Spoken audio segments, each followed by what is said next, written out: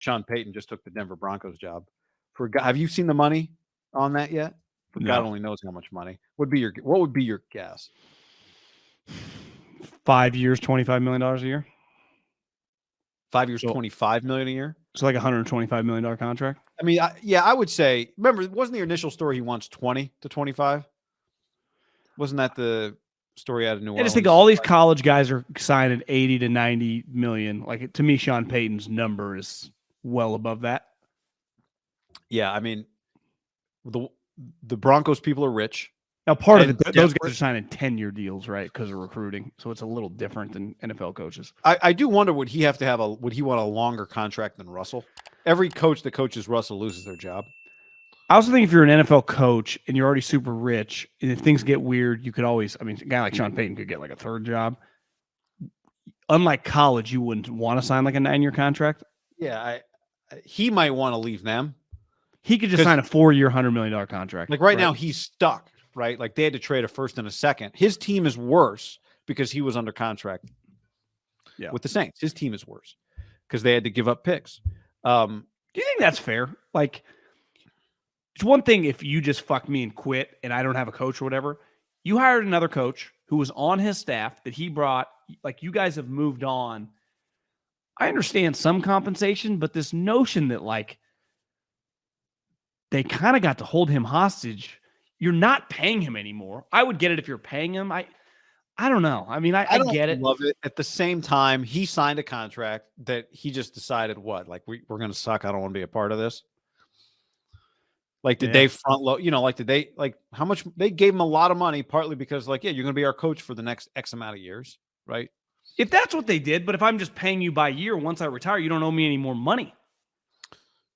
If you gave me like a $50 million up front, I'd get it. Retire, right? You're like loopholing your way out. Yeah. I just need a change of scenery. So do you. What about like a prescribed amount? Like it's just always a 3rd round pick when something like this happens instead of a negotiation. Yeah, I guess what I'm saying, part of like when Belichick got traded to the Pats from the Jets, he just quit on the Jets after a day. Remember when Gruden was literally the Raiders head coach. Like this guy, they have another head coach with a whole staff. And like next year, it would have cost just a 2nd round pick to get him, right? Yeah, and they've made all these moves. Like they've just moved on. Like they started dating someone new. Now they were forced into it. I get it. So you got to be compensated a little bit, but I just feels like too much. I agree with that. It just feels like everyone's moved on. But this is the way the world works. If I have possession of something, like, and you want it, there's a price. Yeah. But I don't love making teams give up trading 1st round picks for coaches. At the same time, they wanted D'Amico, per the reports, couldn't get him. So they were in a desperate situation. If he is a very good coach for them, he's well worth a first. And you're trying to save Russ. Like you've got all this money invested in Russ. So you are kind of chasing your losses here, right? You are doubling down because you don't really have a choice. Well, I saw someone tweeting about Sean Payton's contract. Ultimately, the contract is irrelevant to the football team, right? But it is relevant, the picks you traded. I do think there put some added pressure when you trade a 1st and a 2nd round pick for a coach. They could be paying him $50 million, whatever. It has no impact on the roster or anything that goes on with football. To me, though, trading for the player or the picks I think there is tangible pressure on the Payton-Russell regime, like immediately. Yeah. And I mean, if he makes Russ a solid quarterback, he's immediately worth the 1st round pick, right? As long as they're winning, yeah. Yeah. Well, I mean, and yeah. But I'd say anything less than like they can't. I have a hard time seeing them like look decent and win 6 wins and it feel good. Right. No, I think they got to be a playoff team because if Russ, they got good players on defense, they got good players on offense. If Russ is solid, why shouldn't they be a playoff team? Right, like so bad. Like a 9-win, like that's what you. Because now you're paying whatever 20 to 25 million, conservatively 20 million for your coach. What's Russ making next year? Whatever he's making. So we're probably talking $60 million between the two of them. Future is now. Like when you start trading picks, it's just the future is now. I know. Especially So, when the reason you got that pick is because you traded a pass rusher who you weren't going to resign, but still, I mean, that's a pretty good trade. To trade a guy that clearly probably is not worth a first-round pick to get a first-round pick back. Now, if Sean Payton's good, of course he's worth pick 30, which... yeah, $30 million in cash this year for Russ. Who did the Bengals? The Niners had a better record than the Bengals. So the Bengals would be pick 29, the Niners would be pick 30. That's pick 30. So it's not hurt a little more if it was picked at 10. Every team in the league, if you needed a coach, would trade pick 30 for Sean Payton, right? Yeah. So it's not that crazy. And the second round pick is the following year. So the trade maybe isn't as crazy as once you start talking it out. Because the way we talk about it, for all first round picks aren't equal, right? The ninth, well, no, like the pick that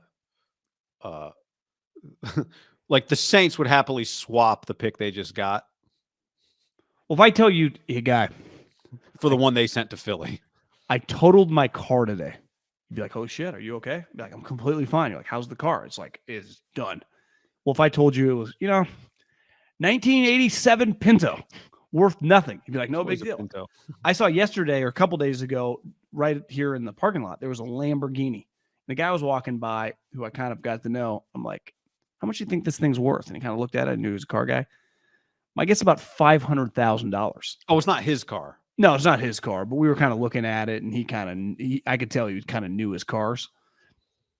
And if I told you I totaled the Lamborghini, it'd be a different reaction, right? So, I don't know, man. I just think that we don't discuss that with first round picks unless it's like the top 5 pick. It's just first rounder. We just 3 first rounders for Trey Lance. But we never specify like, well, actually one was picked this, one was picked that. It's just 3 first rounders. Sean Payton got traded for a first rounder. John Gruden got traded for a first rounder. Well, Gruden won the Super Bowl, so the following year's first rounder had to be near the end, right? If you suck, like the first rounder that Seattle gets from Denver this year, it feels pretty good. Or that Philly gets from the Saints. Yeah, it's pretty good. What I love about this move is much like Gruden to the Raiders, maybe even more so than Gruden to the Raiders, because Russ is already there. There is just a really high implosion factor here for the Broncos, right? Like sometimes if something fails, it's not interesting. Denver is interesting no matter what it looks like. And with Sean Payton, it's now that 10x or 5x or whatever, 2x. Russ was already fascinating. Now with Sean Payton, it's interesting. Sean Payton is established. He's a very good coach. It's a complicated situation in a stacked division, right? Every team in the division now has an extremely high-profile quarterback or an extremely high-profile coach, or both. Like Kansas City has both. Denver now has both. I'd say the Chargers have a high-profile quarterback, and Staley's a high profile, but he's not Sean Payton or Andy Reid, tier 1 profile. And obviously the Raiders. In the polarizing, though, where everyone talks about him. He is polarizing. And then Josh McDaniels, very polarizing. Yeah. And listen, when you live, when I lived in Philadelphia, when the team would be on the road and I'd be at home, like the games we get on the Eastern Seaboard are a lot different than the ones we get here on the West Coast. I feel like just regular CBS game in the afternoon window, half the year I get a Denver game. Feels 6 to 8 times a year. It's just on my local television feed. Yeah. Denver Broncos. Yeah. And it's been like that my whole life. Yeah. And when they're good or competitive, they immediately they get treated kind of like a high profile brand, right? Because they are one. Yeah, they are. They're not a tier 1 NFL brand, but I would say they're tier 2. They got until you were good in the 90s, it feels like you're just like at least at minimum tier 2. Good point. Do you think that's when the fan bases were really kind of exponentially grew? Well, it's when the Fox TV deals it's like where all the TV money really blew up, and the NFL went from, not that it was mom and pop before, but the NFL became the big business that it is today in the 90s. Good point. The television distribution became humongous. And I would guess if we check the ratings have been big, but as we went, because cable came along and it was no longer just you're going to get the biggest ratings because there's only 3 channels, right? Which is why these games rated in the 70s. But in the 90s, things started to segment a little bit, cable and dish and all that stuff. And that's when the big TV deals came along. And the NFL really grew because they got big influxes of money in the 90s.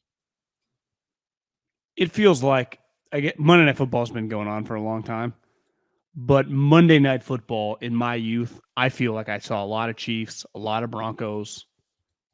I still a lot of AFC West, and it makes sense, right? They had Marty; those teams in Kansas City were really good, and John Elway was the quarterback for the Denver Broncos. Yeah, I envision seeing a lot of Monday Night Football Denver Bronco games as a kid, like 3 or 4 a year. It feels like.